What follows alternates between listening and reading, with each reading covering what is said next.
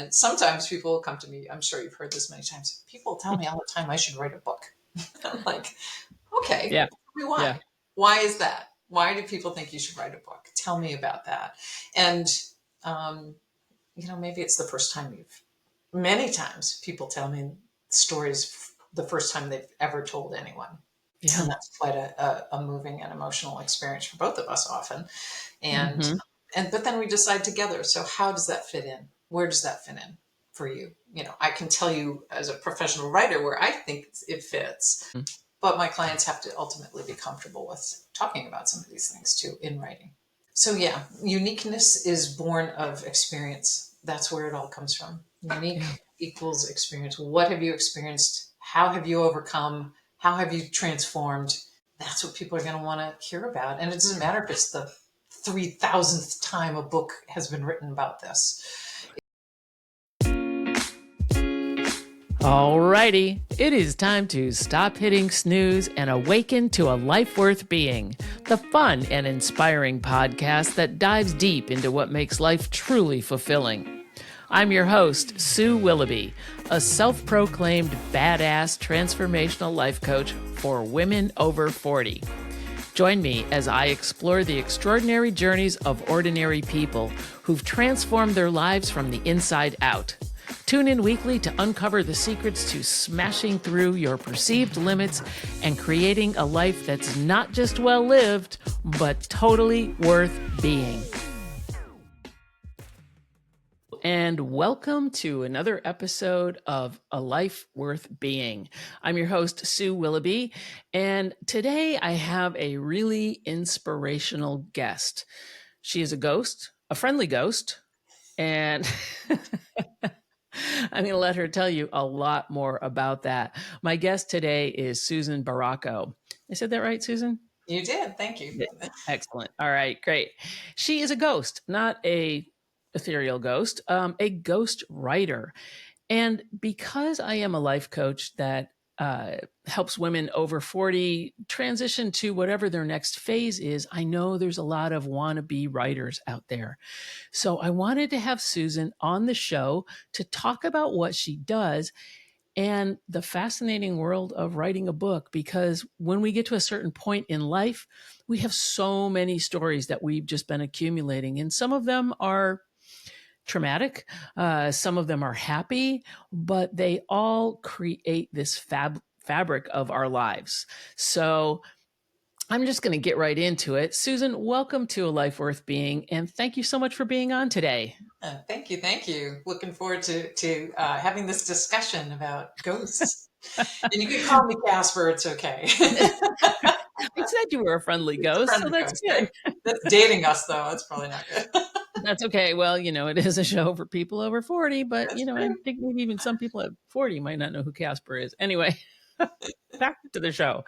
So you are a ghostwriter, but your past, back in the living days, you are also a business coach and a serial entrepreneur. Much like myself, I have started several businesses I think mostly because I'm drawn to various things, and I figure why not try them out and explore where they take me. So that's been a big part of my life. I just kind of give me a quick update on how you went from like business coach to, your little circuitous route to being a ghostwriter. Yeah. Well, thank you. It's interesting because I think I know we were chatting a little bit before we jumped on here about, how women, in our generation have probably had to try a few starts and stops, try a few different things to get to something that they've actually found works for them. That's just the right fit. And I feel like that's been my career path has kind of zigged and zagged through a couple of different things I've had. I actually owned a liquor store for 4.5 years. That's how I started. Yeah. I wouldn't know if that's the first word that pops into my head, but it was challenging for sure. It was, just recently wrote a post about it because it was the most challenging 4 years of my life so far, and hopefully will always hold that place. But I ended up in coaching. I loved working with business owners, and I loved the nature of who they were, and I think that's what drew me to that. I did that for about 7 years and went back, kind of bounced back and forth between entrepreneur and employee, and I found that I wasn't a very good employee. I really needed to be Hmm. sticking with I the hear you. entrepreneur thing. And when I started writing about 6 or so years ago, going on 7 years ago, I started writing. I really started out copywriting, which is a slightly different form. It's short form, and I Mm-hmm. was working for agencies that were doing redoing websites, and so I was doing a lot of web copy, writing for websites, writing for people that once they got their new website, then they wanted to start posting blogs, and so I was doing a lot of ghostwriting of blog.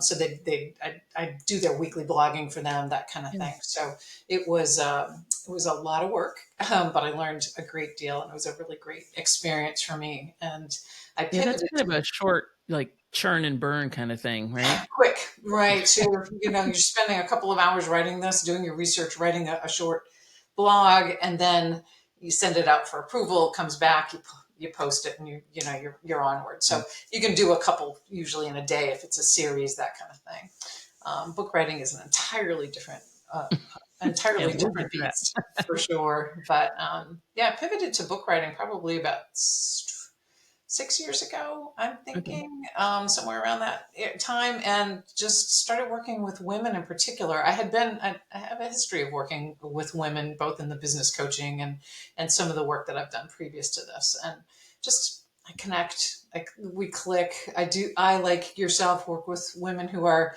mid-career, perhaps, midlife, and looking for, how do I express myself? How do I get to a different place? Mm-hmm. Maybe I'm feeling unfulfilled, or maybe I'm at a place where, wow, I've been through all of this, and I think my experiences could benefit someone. So a book often comes to mind for people is, ooh, let me get my experiences in writing so that I can share it with others, and hopefully help other people.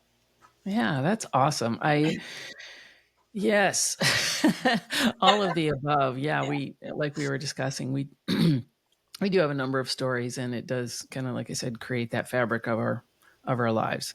Um, and it's interesting. Do you find that you work more with, mentioned women in business, or just people, or just women that have a story to tell that need have that need to get it out? Yeah, the short answer is women in business. I would say Okay. most of my clients so far have been women business owners, of different, a real variety of businesses, and most of them are at that place where they've come up. Maybe they started their business at a time where women couldn't get a loan, right, without a, Mm-hmm. a man's signature on it and things like that. You're just like in that time, Oy. and all the different things, the different challenges that they had to face and overcome, and wanting to, and in some ways things hadn't changed. Things have changed a lot, but some things haven't changed. And so how do I share these personal experiences of my business as well as my personal life? Then there's Mhm. that element that a lot of my clients want to touch, is not only was I running a business, I was having babies, I was trying to do this, I was trying to manage that. I was, then you get to that sandwich spot where my parents are aging. It's just like this crazy trajectory that we go through. And a lot of women want to write about those types of experiences. So, Yeah, interesting. Yeah, and I think that by getting those things out there, I mean, people see these women as, hugely successful career women, and they yes. just think, oh, they've always been there. And you just said that. No, I haven't always been here. I went through a lot to get here, and here's, and I think that makes them relatable. And I also feel that it supports other women that are maybe on their trajectory upward, or Yes. have also reached that pinnacle, so to speak, and that they want to, like you said, reinvent themselves, Mm. or, and it it makes people more relatable, and just, I think that a lot of times it resonates, and said, "Oh, okay, I'm not the only one that has been going through these struggles in trying to run my own business or get to a certain level in my career. I'm not alone." And it's Yeah, really great, I think, personally, to hear that from other women. absolutely. And I love working with almost like non-celebrities. There's a lot of people who do what I do, ghostwriters who focus on celebrity. And I Mm-hmm. think what I love about working with non-celebrities is that there's celebrities and then there's the rest of us, right? So the celebrities have a whole different, it's a whole different orbit, so to speak, Right. that they live in. But someone with a last name, someone who was born into a family like Paris Hilton comes to mind. Mm, She's got this incredible legacy that she carries with her yeah. just by virtue of her last name and the family she's involved in. But I love working with women who are virtual nobodies. They've achieved amazing things, but they're not household names, and I think they're almost more credible in a way. And I think that Mm, and they have so much to share. So if you're sitting there thinking, well, I don't have this, pedigree, well, you don't need one. You just need to have a really powerful story. And that's the part about writing a book is digging, pulling those gems out of your story and really figuring out how to make them shine and put a teachable little, moments. yeah, yeah, teachable moments, because you're in the nonfiction sort of, I wouldn't call it, maybe somewhat self-help, because I think a lot of personal memoirs can border that and Mhm. provide, you know, inspiration and Absolutely. guidance to the Absolutely. readers as well. Yeah. Um, Let me just ask you a quick question. Sure. Why Ghost? And do you also write your own books? I do, yeah. So ghostwriting was one of those. As a coach, I was looking for something similar in terms of honestly business format, business structure. So Hmm. how can I do the same thing? I wasn't interested in having a big staff and doing, I had been there, done that with a couple different both jobs and businesses, and I was like, Mhm. I want something I can do from home at this point in my career and in my life. And this is a work that I work with people all around the world, and that's really very exciting and very fun and challenging with time difference when we're trying to get together and write a book together. But so I was writing, as I mentioned, I was doing that copywriting. I was doing web copy and blogs and things like that in the beginning of my writing career. And I took a course on ghostwriting, a book, Hmm. what is that like, and so forth. And the gentleman who taught it became a colleague. He was just the sweetest guy. We really hit it off. He's a great guy. He came to Boston. I live north of Boston, Nice. and he came to Boston. I went and met him. We just connected. Nice guy. And a couple of months, probably a month or two after that, he contacted me and he emailed me. He said, I have this great client. I wrote a business. He specializes in business books, and that's what you'll find if you start looking at ghostwriters is that typically they'll have a Mhm. specialty. And he said, I have no interest in what she wants.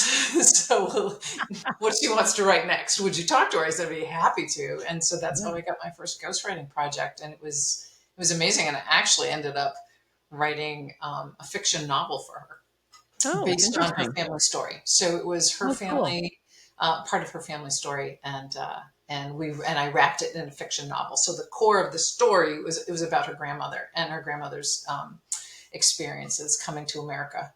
She's an Armenian, Nice. and Oh, so wow. really an incredible story. And so I wrote a fiction novel around that, and that Interesting. was my first book. It was crazy. It's crazy fun. Oh my gosh.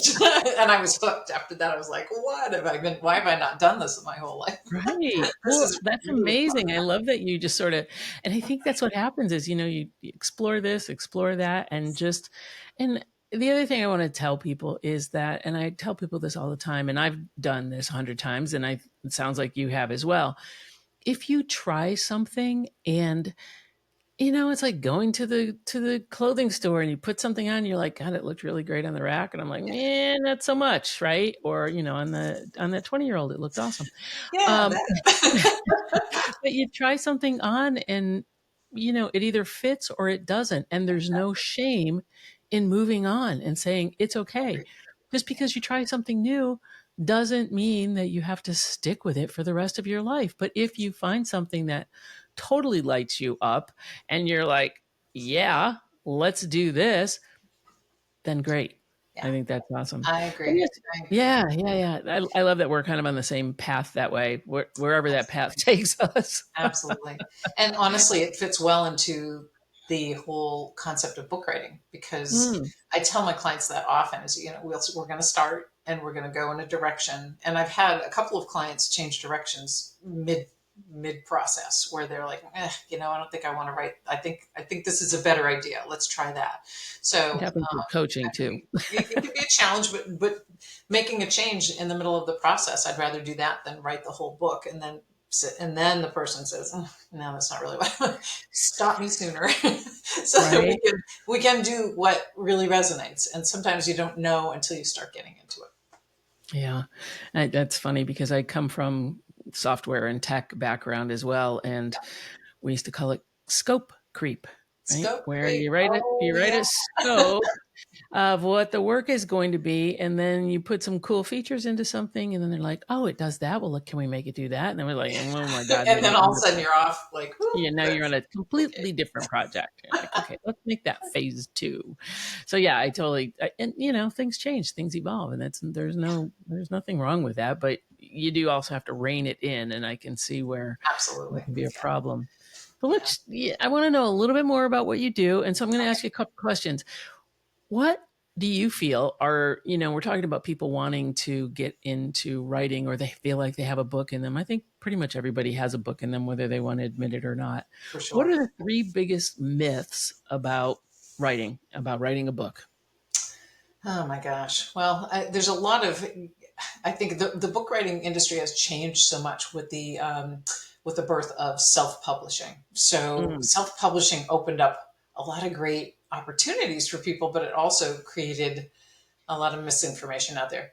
It's common with a lot of industries. There's misinformation. Everybody's trying to sell you something. Oh, sign up with me and I'll make you a bestseller. Well, hold on. write a book in 2 days, in 90 So minutes.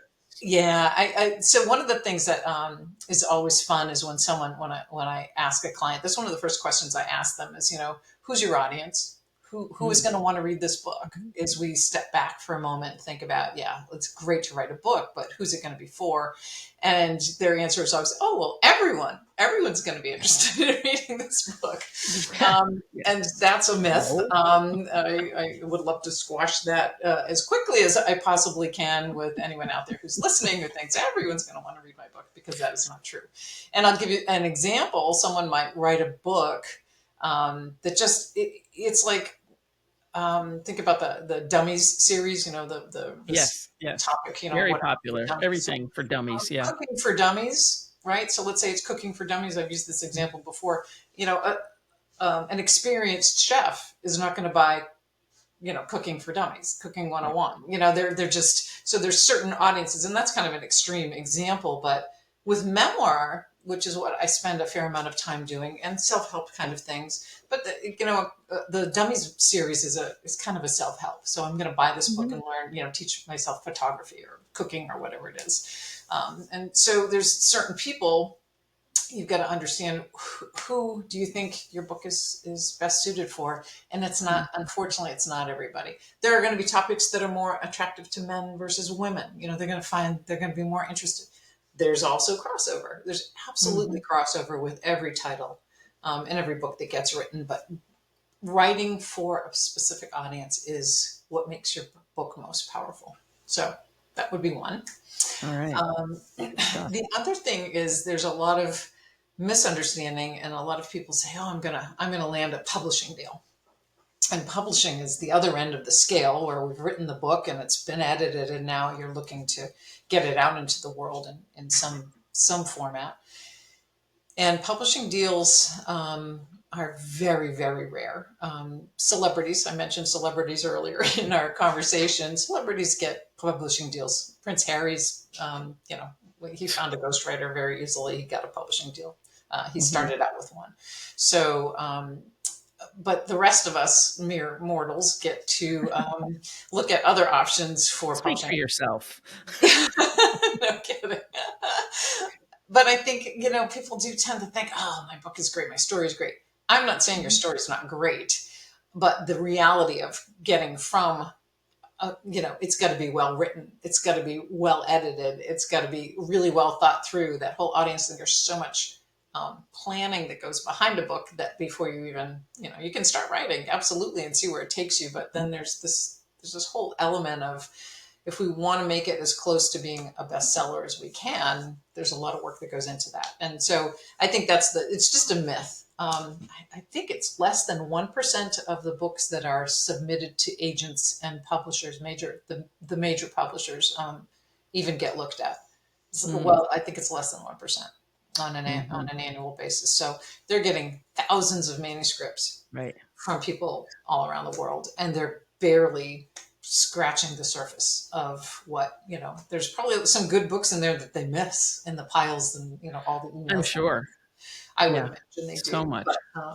but there's it's so competitive with the big publishing houses. I'm talking like Simon Schuster and Right. Penguin Random House and things like that. They're the big ones that you think of. There's 5. Very, very hard to get into and get a deal. So But that's not, that doesn't mean you can't either self-publish or find a smaller publisher. I know that there are probably, and you can plenty of options. address this, lots of smaller publishers that work with, no name Absolutely. writers and certain genres. I'm sure publishing houses have certain genres. Yes. Absolutely. Yeah, they do. And there's specialties, again, just like a ghostwriter will specialize in a certain genre or a certain type of book, usually within a certain, range.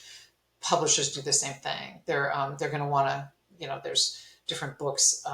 Some of them, I know publishers that work just with picture books. In other words, a book that's basically more photo and pictures and images than content, written content. So there's different kinds of publishers out there. So, but easy rule of thumb with that is, if it's not I was abducted by aliens story, then you're going to have a hard time getting a big publishing deal.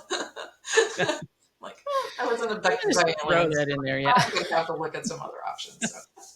So that's 2. What's that third big myth?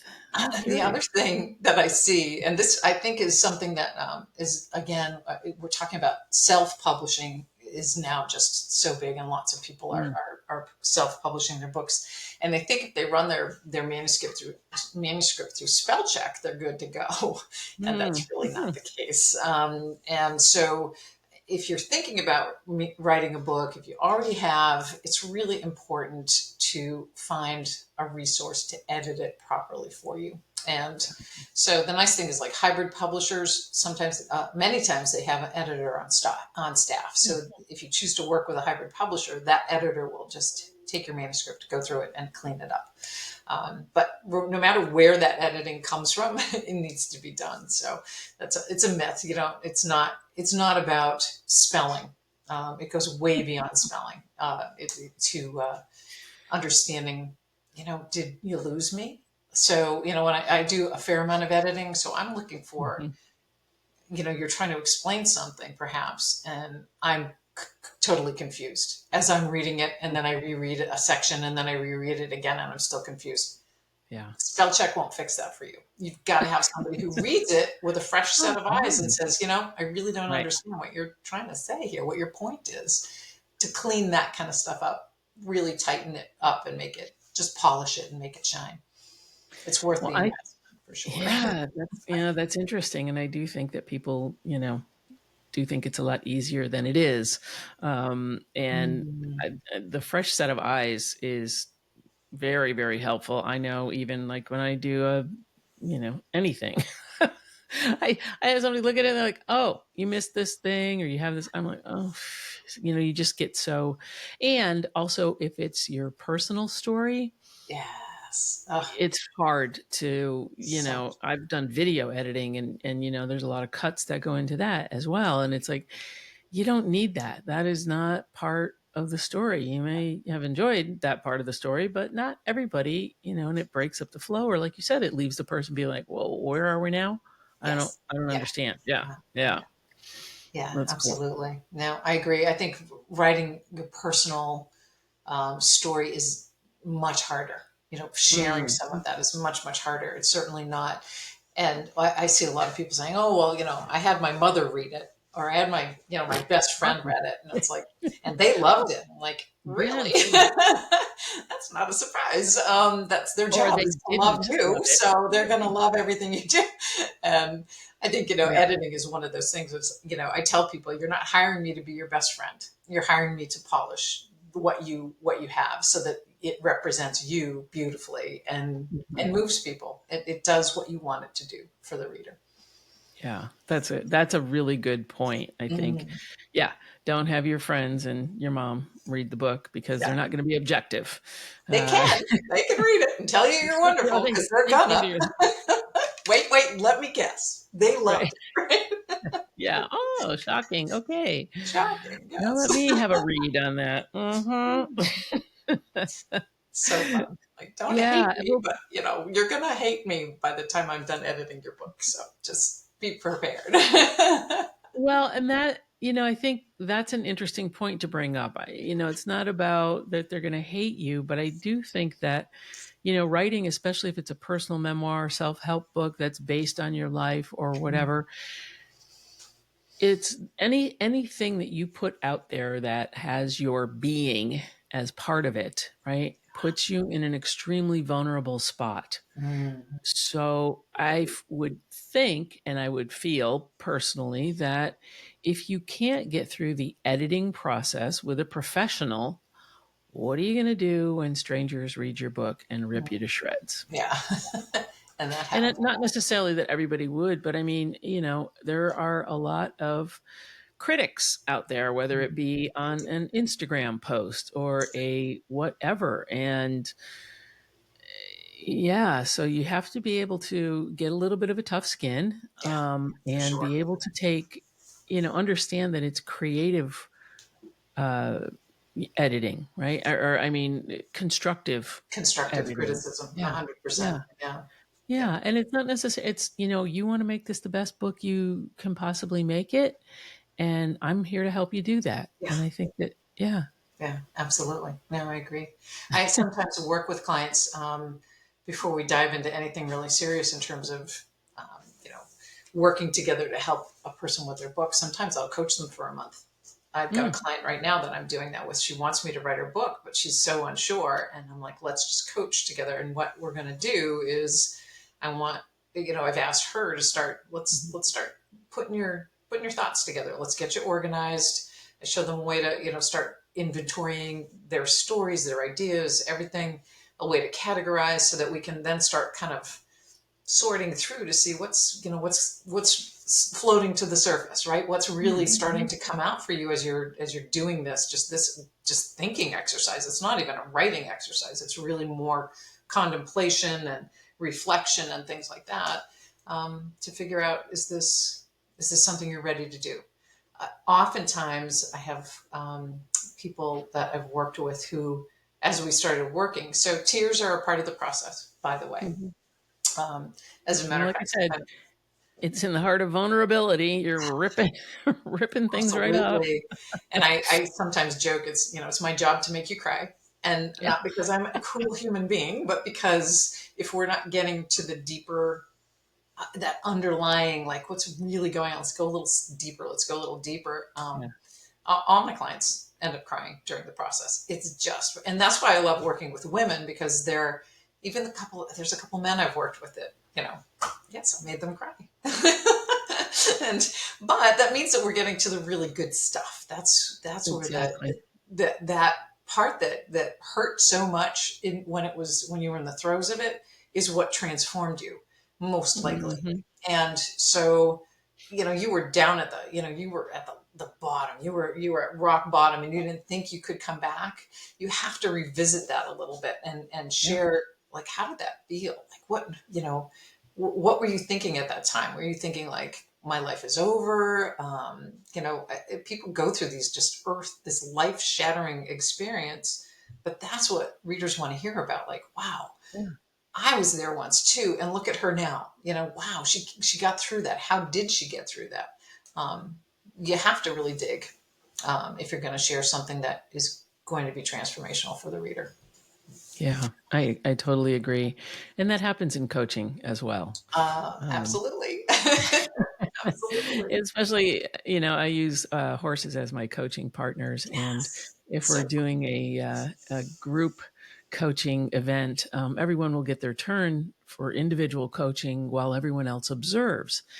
And, you can just, when you're working with a person one on one in the horse, you can just see everybody that's watching, the oh, heads are nodding and they're, tearing up or whatever, yeah. because they're like, oh my God, that same thing or happened to me, or Mm, I totally relate. I mean, it just, it, yeah. and when someone's reading a book, you want them to feel as vulnerable Oh, as you yes. did during Yes. whatever it was that happened. And that, they may not be at a point where they may still be in that place, right? Right. They may not have had, they always say, teach or speak from the scar and not the wound, right? So Yes. they may still be in the wound stage, or they may be in the scar stage as well. And maybe that your book can, or the person's book can help them in some way, um, if through nothing more than saying, oh, okay, I'm still in the wound, Yeah. I've got that wound still. That's It's a great way to put it. Yeah. yeah, I yeah, agree. cool. Well, Sometimes that's you're just not, it's just timing. A lot of this right. is timing. It's is with coaching as well. Is just, ooh, it might not Hmm. be the right time to move forward right this moment. Right. Yeah, exactly. Exactly. But at least with your help, you can put them in a frame that is like, okay, let's, go, let me help you put all your stuff together. And then you can sort of shape it and figure out where you want to go from there. And then we'll get back together when you're ready to start taking those steps forward. Is that what Absolutely. I'm Yeah, understanding? absolutely. Absolutely. It's just, it is timing. It's, some people, sometimes they don't want to write because of, I'm waiting for a woman to get back to me. She said, she's, as awful as this sounds, I'm waiting for my father to pass away. He's on the verge. He's Mm-hmm. very ill and he's, he's in his final stages of life. But she said, not only does she not have the mental and emotional aptitude because she's trying to deal with that, but then Yeah. there's all this stuff that she wants to kind of mentally sort through after he Yeah, passes so that she can absolutely. then write about it. And I think that's, fine. Yeah. I'll check in 6 months. I'll check in a year. Sometimes I had a woman reach out to me recently. We first connected in 2017. She Got emailed a me. minute? Yep. And she emailed me like a week or two ago. And she's like, I think I I'm want to write my book ready. now. And I'm like, okay, Are you let's go. still doing that ghostwriting thing? Because I think I'm finally ready to So, take yeah, advantage. it's crazy. Yeah, it's really crazy.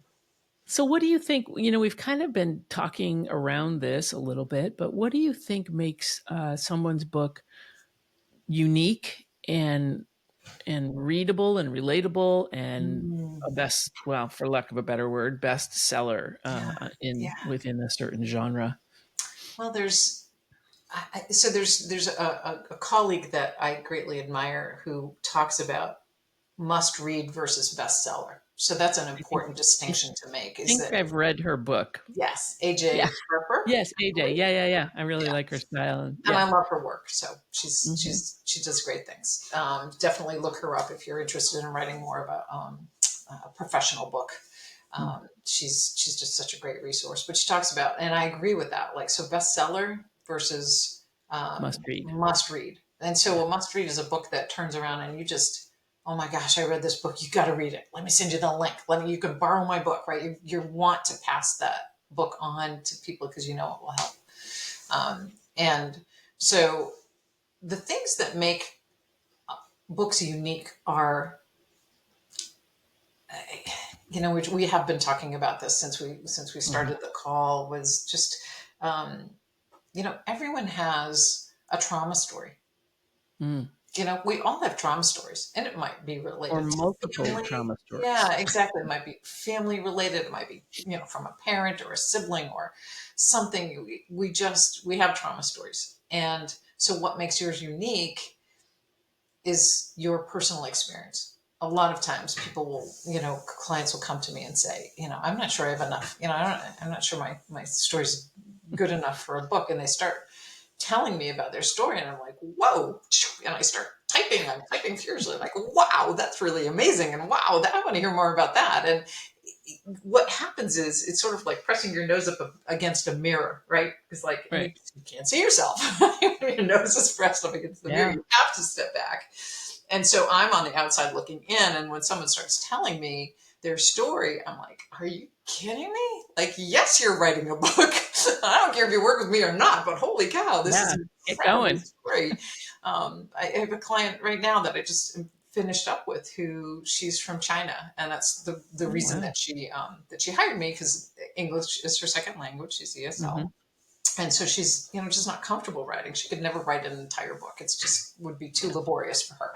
So she's telling me, oh well, I had this happen. I'm thinking, holy cow, she grew up, and her book is due out.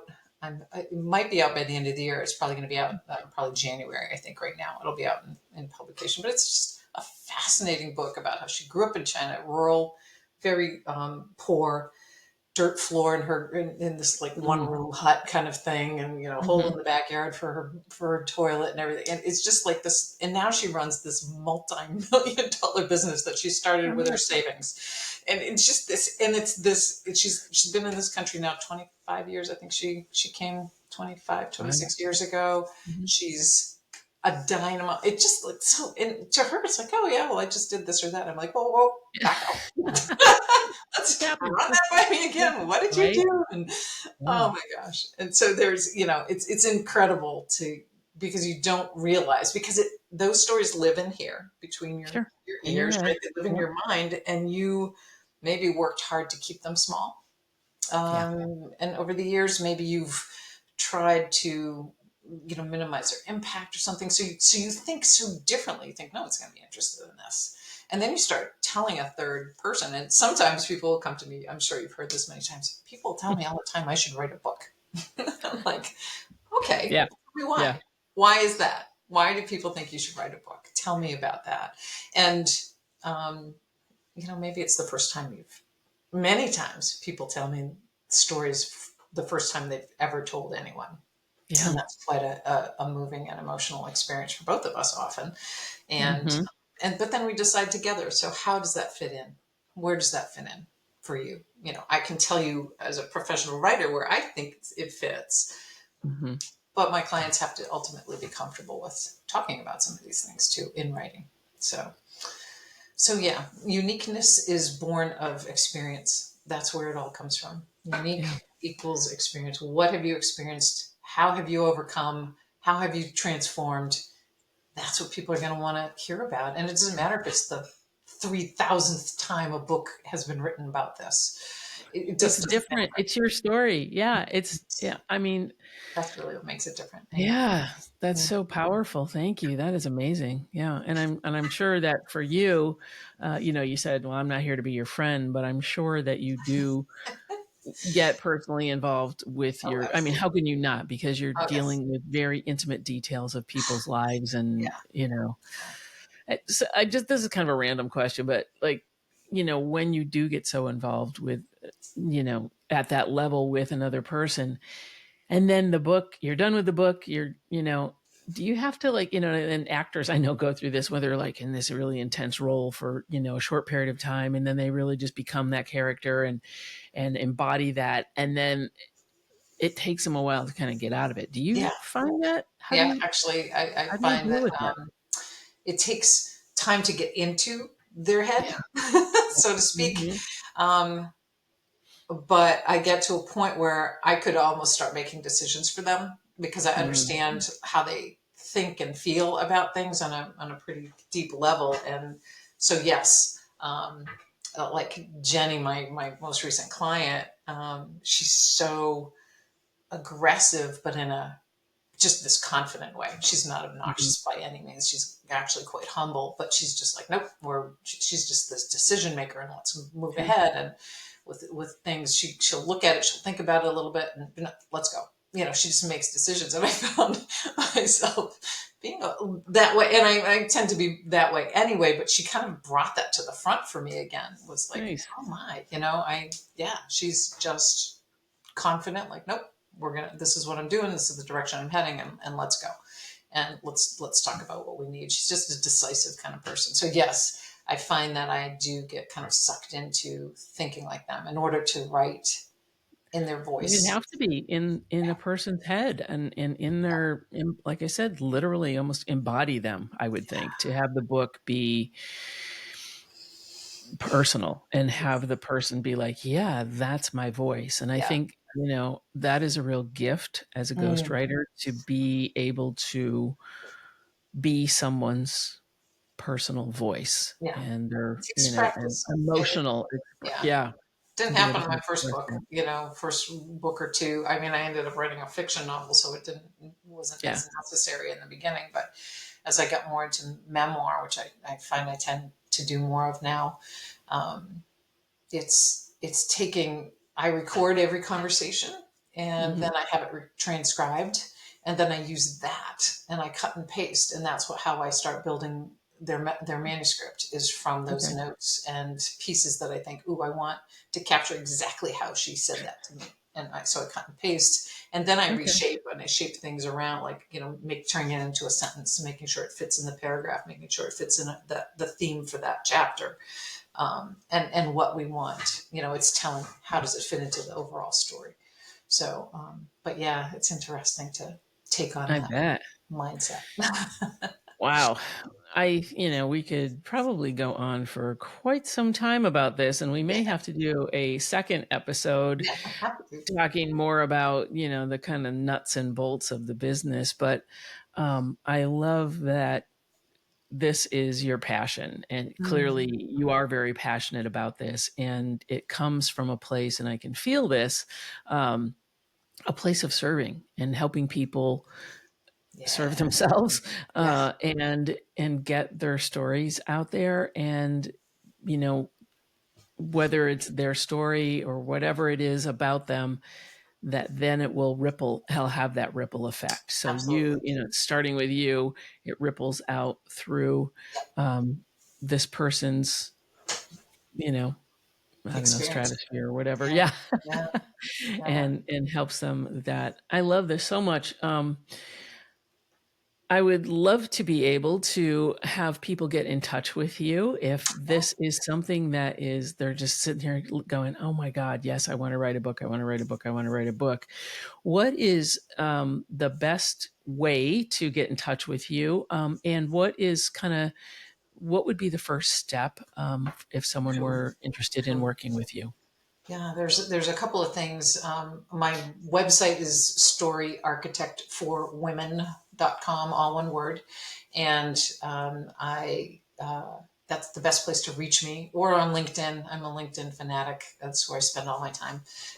So you certainly can hunt me down there. And the first step is to have I call it a discovery call, but it's just really and truly, it's sort of this, and I'm tell me how you got here. That's where I Mhm. start. Is, this is all about you, and I want to hear what brought you to today. Why did you hunt me down and want to be on a phone call with me and talk about a book? Tell me how you got here and what brought you to this. And that's where we start. And then from there, I get enough information to ask questions on the fly. So as people say, "Oh, well, I did this or I did that or this happened to me," that as they're speaking, the questions just start to pop, and we go from there. And then I explain different ways that I work with my clients, different things that I can do. I'm a book coach as well. So if someone really is passionate about writing the book themselves, makes perfect sense. I can walk them Mhm. through that through book coaching. If they've already written their book and it's that ugly first draft and it's really a mess, I want to see it and help you to polish it. So, there's a couple different ways that I can work with people. And if they're not a great fit for me, then I can Mhm. always direct them to resources that I am confident are reliable resources, solid resources for people who are serious about getting a book into the world. So That's awesome. I love that. And yes, I agree. I do the same thing with coaching through a discovery call. If we're not a good fit, it's not going to benefit either one of us. no, So I'm not going to just, say, sure, let's write a book together. Or let's do this. Let's do, embark on a coaching adventure. I would rather work with people that I feel is a mutual, a yeah, really good for fit, sure. and for, both of our personalities and skills Yes. and whatever else. And I love this. Susan, this has been an amazing conversation.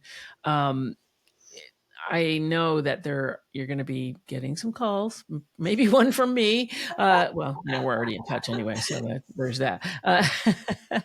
But I will put all of your links in the show notes. And I think, don't you have sort of a discovery course or masterclass or something that's coming up? Or Yeah. So tell me this about that. summer, I decided to offer what I'm calling summer sessions, and it's Oh, just a nice. one-time, multiple. I'm holding it a couple of times this summer, and it's everything that you need to know as a first-time author. And I put it together because a lot of people come to me and they're like, I don't even know where to start. Like book writing it's sort of like driving a car or having a baby. There's no place to go to like really like learn about it. You have to just do it. You can read a Yeah. book about driving a car, but until you get behind the wheel, it's like, woo, whole another story. Something with having a baby. And a book is the same thing. There's not really any experience that you can have to get you ready to write a book. And so this program is a 2-hour program. It is a one-time only. You basically jump in and I go through the 5 stages of the book writing journey. And I teach, everything that I can about just writing the book, getting it edited, getting it produced and printed, getting it out into the world. We talk about all of those stages so that you have a much better understanding of what you're getting yourself into. and Awesome. and no sales pitch. That was the thing. It was like, no, I'm just giving out this information, Yeah. and God bless, go from there. Go Right. find Right. your way in the world of book writing after that. So, Well, and I think that that's a great thing to offer, because then people may be like, okay, that's a lot more than I thought, or wow, yes. I really need your help, and yes, I'm ready. So I Yeah, think that might exactly. get them to that Yeah, decision point more quickly. But that's fantastic, and I that's will put a link for that as well, yes. Thank you. and for the upcoming schedule. Yes.